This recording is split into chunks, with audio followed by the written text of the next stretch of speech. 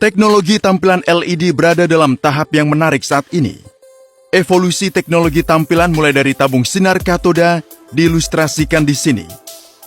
Jelas teknologi tampilan paling modern adalah OLED. Meskipun layar OLED lebih unggul, layar LED masih memegang pangsa pasar sekitar 40%. Para ilmuwan terus melangkah meningkatkan teknologi LED dan mungkin sekali lagi akan segera menjadi raja dalam beberapa tahun ke depan. Yuk tonton video ini untuk memahami cara kerja teknologi tampilan dan apa yang akan terjadi di masa depan. Pertama, kita akan mulai dengan eksperimen kecil. Aku membuat piksel. Pikselnya sangat besar, dengan 3 LED, R, G, dan B. Yang keren tentang teknologi piksel adalah kita bisa mendapat output warna apapun hanya dengan mengontrol intensitas input warna. Misalnya, sekarang terlihat warna ungu muda. Jika aku mengontrol satu LED yang menjadi putih. Jika aku mengontrol LED lain, warnanya jadi lain. Dengan cara ini bisa mendapat warna apapun sesuai keinginan menggunakan teknologi piksel. Jadi jika mengambil piksel ini dan mengurangi ukurannya dan mereplikasinya seperti di sini, begitulah teknologi LED. Kualitas gambar akan meningkat jika kita mengurangi ukuran masing-masing LED. Namun, ini menyebabkan masalah. Kita tidak bisa mengurangi ukuran LED setelah ambang batas karena sulitnya pembuatan. Untuk mendapatkan gambar berkualitas 4K, ukuran LED yang dibutuhkan kira-kira 1/3 mm, yang sulit dicapai. Jadi, bagaimana kita bisa mengatasi masalah ini? Alih-alih membuat LED RGB yang sangat kecil, kita bisa menggunakan filter warna mini untuk tampilan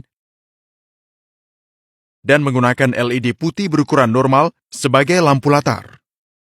Namun, pengaturan ini hanya menghasilkan warna putih saat lampu latar dihidupkan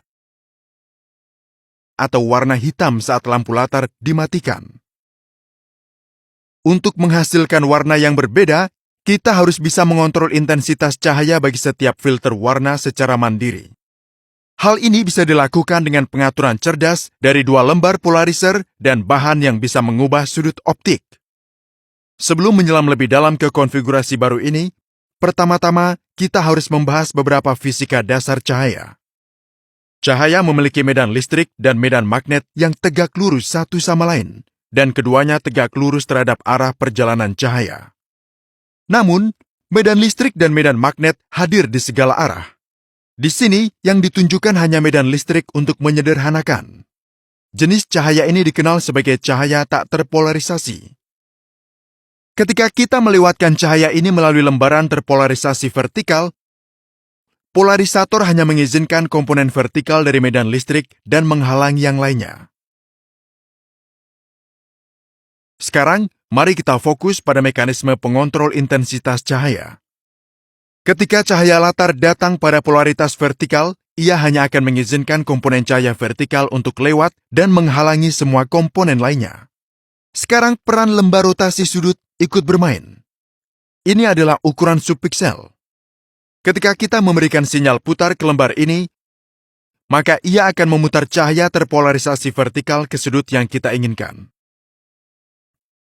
Jika sudut rotasi ini adalah 90 derajat, lapisan polarisator berikutnya atau polarisator horizontal akan mengizinkan cahaya untuk sepenuhnya lewat.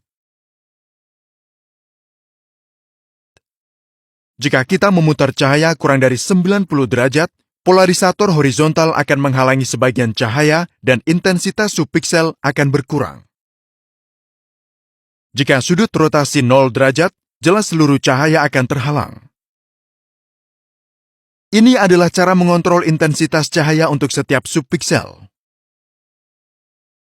Kita bisa menyusun sebuah piksel menggunakan 3 unit tersebut. Sekarang, kita bisa mendapatkan piksel warna apapun hanya dengan memvariasikan sudut rotasi cahaya. Misalnya, untuk mendapatkan warna cyan, kita hanya perlu memblokir filter cahaya merah. Demikian pula untuk mendapatkan warna kuning, kita perlu memblokir filter cahaya biru.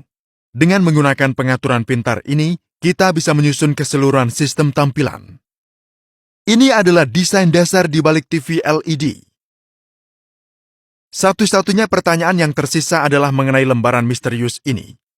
Apa cara praktis demi mencapai sudut rotasi yang berbeda untuk cahaya terpolarisasi? Ini dilakukan oleh kristal cair. Biasanya, kristal cair ditemukan dalam keadaan bengkok dan memutari cahaya yang masuk sebesar 90 derajat. Ketika kita mengaplikasikan medan listrik, molekul melepaskan diri dan memutari cahaya sesuai dengannya. Tetapi apa yang menyebabkan cahaya berputar di dalam kristal? Untuk memahami hal ini, mari kita bayangkan cahaya terpolarisasi linier setara dengan dua lampu terpolarisasi sirkular. Sebut saja cahaya searah jarum jam dan berlawanan arah jarum jam sesuai dengan rotasinya. Ketika mereka melewati kristal cair bengkok, mereka melakukan perjalanan dengan kecepatan yang relatif berbeda satu sama lain. Satu gelombang melambat saat melewati molekul bengkok. Kecepatan diferensial ini menyebabkan pergeseran fasa pada lampu. Karena pergeseran fasa ini, sudut resultan cahaya output berubah. Pergeseran fasa cahaya ini ditentukan oleh sejauh mana molekul kristal dipuntir.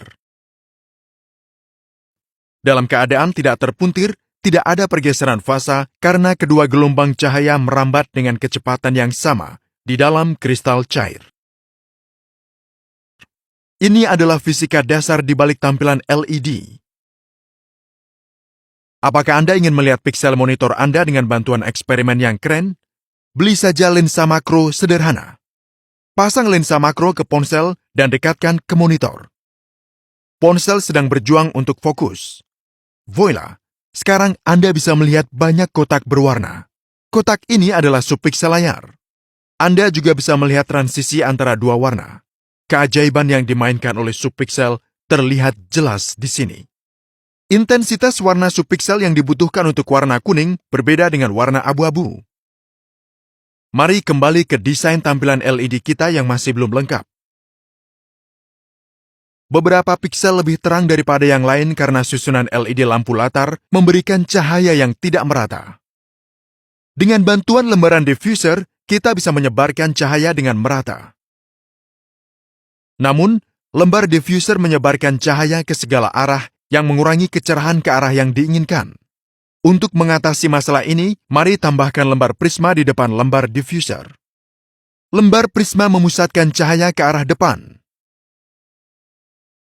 Ini adalah konstruksi sebenarnya dari tampilan LED. Kita menggunakan teknologi tampilan LED yang berusia lebih dari beberapa dekade.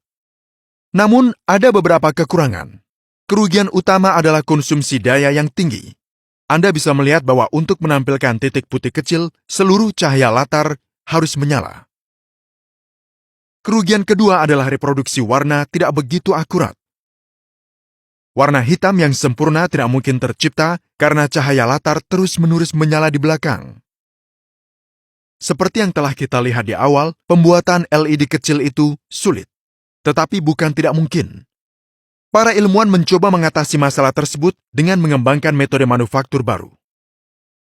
Ketika tampilan LED dibuat dengan minute LED, biasa disebut dengan LED mikro. Teknologi tampilan LED mikro akan lebih unggul daripada teknologi OLED. Di OLED, lapisan organik menurun seiring waktu yang menyebabkan masalah burn-in pixel. Tampilan LED mikro jelas lebih tahan lama. Pabrikan menggunakan pendekatan desain modular untuk kemampuan manufaktur yang lebih baik. Karena LED mikro bersifat organik, mereka memiliki kecerahan yang lebih baik daripada teknologi organik. Saat ini, Samsung adalah produsen terkemuka layar mikro LED. Sebelum Anda beranjak, jangan lupa untuk menjadi anggota tim Lesix. Terima kasih.